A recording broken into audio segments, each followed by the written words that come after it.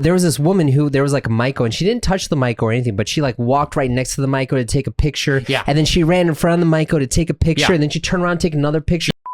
皆さん、こんにちは。アーサーです。今回の動画では、あなたの英語のレッスンを鍛えるためのネイティブ同士の会話をお届けしたいと思います。学習のために作られた会話ではなく、僕とアメリカ人の友達のオースティンとの本当に生の会話を The Austin and Arthur Show という別のチャンネルでお届けしています。ただ、そのチャンネルでは字幕がなくて、ちょっとハードルが高いですね。そこで定期的に字幕付きの動画をこちらのチャンネルでシェアしていますので、お役に立てたら嬉しいです。今回の動画はですね、オーバーツーリズムという話題についてです。基本的に、結構刺激的な会話になったんですね。Anyways, let's get started. Alright, man, cheers. Wait, I forgot to put this in. There's nothing in here because we got some beautiful sake from one of my students, Y-san, Toyo Bijin. I've heard about this one before. Have you heard of this one, Austin? I can't say I have. You can't say you have, but well, if you drink this, you'll become a Toyo Bijin, apparently. Well, I already am. Yeah, you are a Toyo Bijin. Is that true? Beautiful. Look at this. Dude, thank you very much, Y-san. Yeah, thank you very much. I just can't get over that leather case. I know, isn't that so nice? It's such a bougie. Don't say that. That's so. I mean, I guess that is kind of a negative thing to say, but yeah, it just feels like overly fancy. Yeah, it is a little bit. It is very fancy, but I appreciate it. You know, it's cool. Yeah. I've never seen a leather case before for Nihonshu. Yeah, that is true. So, it is the first time seeing that. Yeah. I heard though that Toyo Bijin is actually fairly famous. I am super excited. Yeah. So I've never had it before, but this is Junmai Daiginjo, and then here let's. Oh yeah. For combing for our assistant. Thank you. All right, you ready to taste it? All right, here we go. Come by.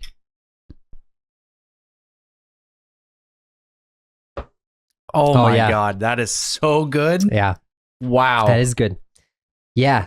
It's funny because it doesn't have like the kizake thing on it, but it has that kind of like a little bit juiciness right? almost. Yeah, it's like it kind of like drinking juice. Yeah. Well, it is. It's really good. This is great. I'm gonna have to get this again. This is great. This is really good. We should put this on our wish list, so if someone wants to buy it again for us, we can do that.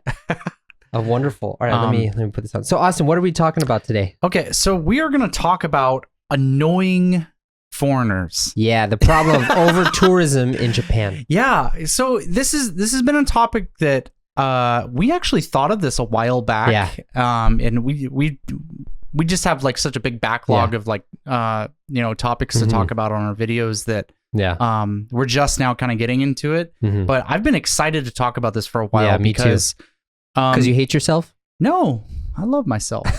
But those darn tourists coming to Japan and making everything I don't all like weird. Americans in Japan except for me.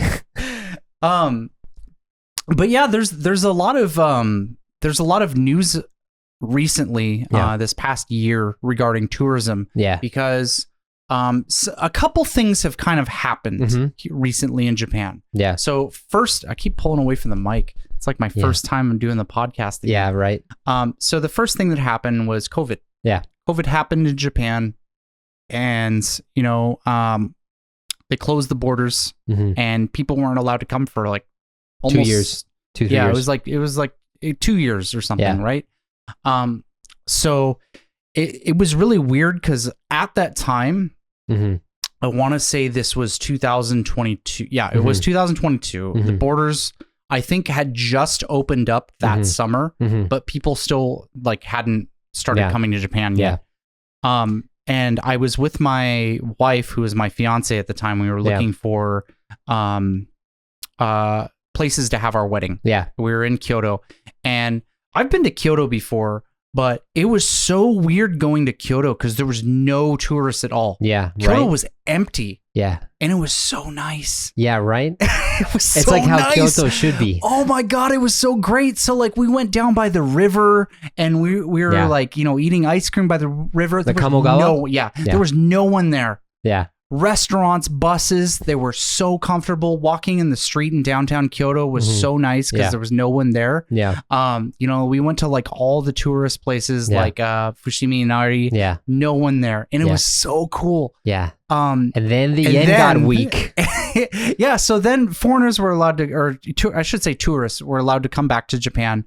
And then kind of, you mentioned that's my second thing. Yeah. Is the economy is really bad right now. Well, I wouldn't say the economy. I would just say like the value of the yen is really low. Yeah. So the yen is, I haven't checked today. It's but 156. I checked today. Oh, it dropped down. Yeah, it's dropping down now. But up until recently, it was like 160. Yeah. So I think a week and a half ago, it peaked at like 162. Yeah.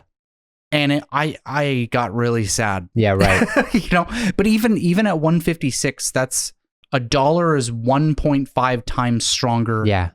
Right. Here. Yeah, so like when my parents come and visit, they're like, "Wow, everything is so cheap. You can get ramen for like $4." Like, you can get ramen for $4. Yeah. It's like $8 to me because I live here, you know? Yeah, then that's the thing, right? So what you're seeing right now is a massive surge in people visiting Japan right now, which in some ways is a really good thing because that means people are coming to Japan, they're spending a lot of money, and they're kind of, supporting the economy. Yeah, although it's only like 2% of GDP. Sure. But the other problem is, well, there's actually a couple problems, but the first problem is there's overcrowding at tourist spots. So, so much so that I'm seeing tourists in places that I've never seen tourists before. Yeah, right. So I'll give you an example. So I work in Tokyo, in downtown Tokyo. I'm near Tamachi and Shiba Koen. Yeah.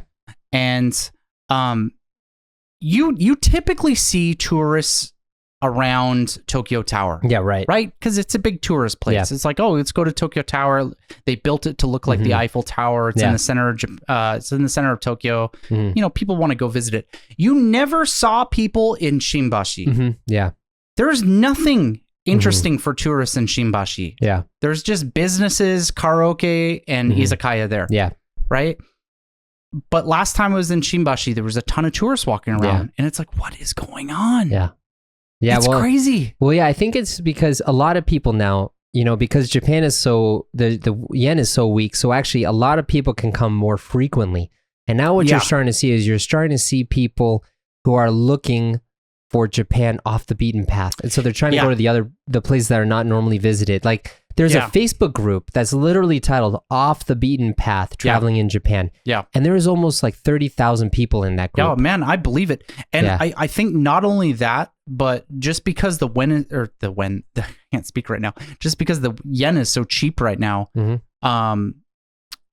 a lot of Americans are coming here with the intent of just blowing cash. Yeah. They come here and it's like, I just want to spend a ton of money. Yeah. Where maybe if we were looking at 10 or 20 years ago, they'd be more frugal with their vacation funds. Yeah. You know what I mean? Yeah. I mean, like I know a lot of people before were saying, man, I would love to go to Japan one day, but you know, it's just too expensive for me to go. And now those people are saying, yeah, let's go to Japan. I'm going to buy everything. Yeah. It's crazy. So there's another Facebook group that I'm part of, just regular Japan travel planning. And it's very common to see people say, I came with one suitcase and I left with 4 because 3 of the suitcases have all the things I bought. I gotta buy my samurai sword. Yeah, samurai. Well, it's not just that. It's also like figurines and stuff. And like all the little toys. Don't even get me started. It's so weird. Like so there's this thing where they I forgot what they call it. They call it like their, not like bounty photos or like their, like basically they show what they got. What they'll do is when they get back to their home, they'll go to their bedroom and they'll put all their things that they bought on their bed in the bedroom. They call it like my haul. Yeah. Right. Yeah. This is my haul, and they lay it all in their bed, and it's like all these like, you know, they have like, you know, special candies from Japan, special like okashi, like snacks. And they have like 10 Hatsune Miku dolls. I'm like, why do you need 10? Because you're going to give them to people or resell them or something? No, it's all going on the shelf. Dude, it's just... Yeah. So we're... Like I said, it's not all bad. Because at the end of the day, there's more interest in Japan. There's more people coming to Japan and getting more interest. And I think that's a wonderful thing. It's really good for people to be exposed to Japanese culture because it kind of does two things, right? Yeah. It first of all, it eliminates this like golden fantasy land that people seem to have when they think of Japan around the world. Really? I thought it like, so I think when you come to live here, you lose that fantasy. But when you come to travel, there's so many people I know who say, Japan is so amazing. I can't wait to go back. I wish I could live here. But I mean, it depends on what you experience, I guess. I think it does kill a little bit of the fantasy coming here because it's like, oh, this is an anime land. Oh, okay, yeah. Well, it's not anime land, that's for sure. Yeah. Like, but you know, there's still people who think this place is like the perfect place to live. When visiting. Oh, Komin, can you go get that for me?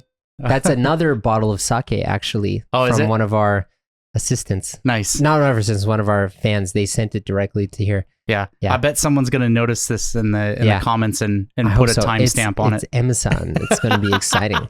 So basically, I get it. But then, you know, I think it's good, but also there are a lot of problems that happen too because, you know, a part of Gion has been like walled off from tourists. Like you can't go there because they bother the Maiko so much. So that's kind of where I want to kind of steer things into because so we have there's two massive changes. Komi, you could just put it in the kitchen. Just put it in the kitchen. Yeah. There's two massive changes that have happened recently that I think are kind of associated with tourism here. So the first one is like you mentioned in Kyoto.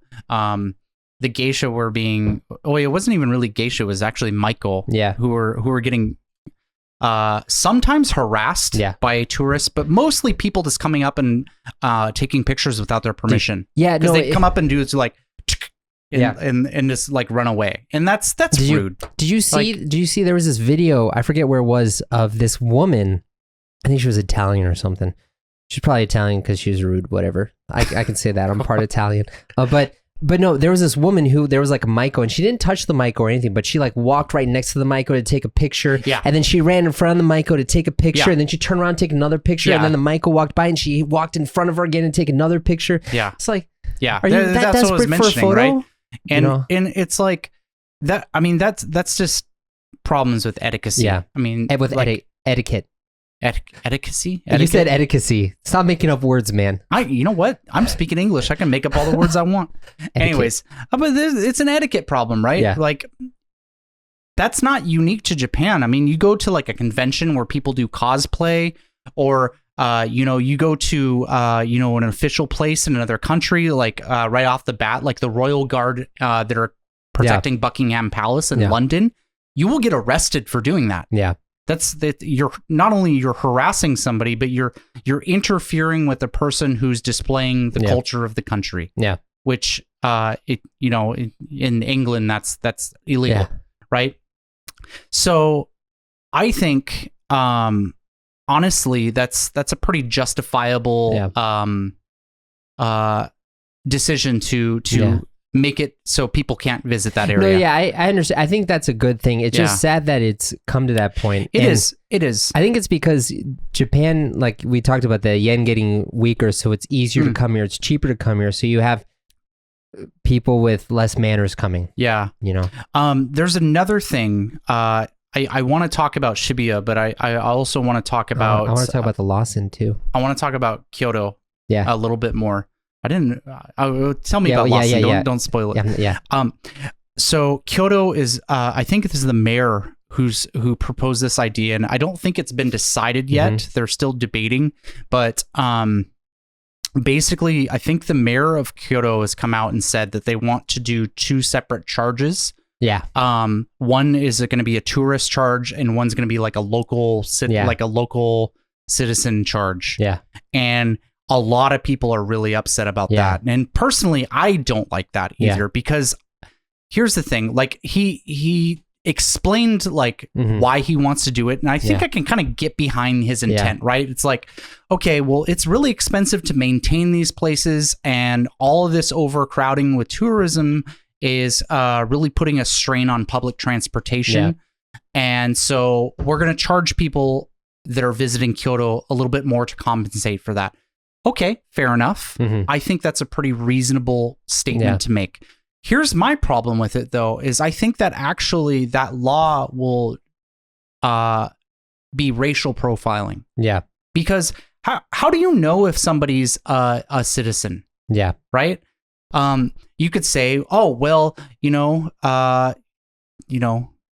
at their skin color. Yeah. Do these people look different? Mm-hmm. Okay. Oh, well, that's not going to be the case. We'll issue all people who are residents in Kyoto a card. Yeah. It's like, okay, fair. Here's my problem. Mm-hmm. Is the police going to stop a random Japanese person on the street to see their residence card in Kyoto? No, that's not going to happen. They will, however, probably stop a white person who lives in Kyoto. Yeah. You know what I mean? So it's like you can't have that system without racial profiling. Yeah, I mean, I get it. And, for a country like the United States where your citizenship is not really tied to your ethnicity at all, I really don't think that's okay. But here's the thing. I think Hey, everybody. If you made it this far, we have an awesome opportunity to join the Austin and Arthur Friends. Because in the Austin and Arthur Friends, you can get the rest of this video with English and Japanese subtitles and all the other videos we don't share on this channel. You can also get access to the PDF script for you to read along with the video. You'll get this long conversation in separate, smaller videos so it's easy to study, access to a Kaien Gente community, members-only community, and opportunities to talk directly with us. Wow! That's so amazing! You should join today. Yeah, have fun. Bye, everybody. 今回の動画では生きた英語にたくさん触れたと思いますが、英語を実際に話せるようになるにはどうしたらいいのでしょうか？ほとんどの方は英語のフレーズ、文法をたくさん学ぶのですが、いきなり外国人を目の前にして話す機会が来たら、頭が真っ白になって言葉が出てこないです。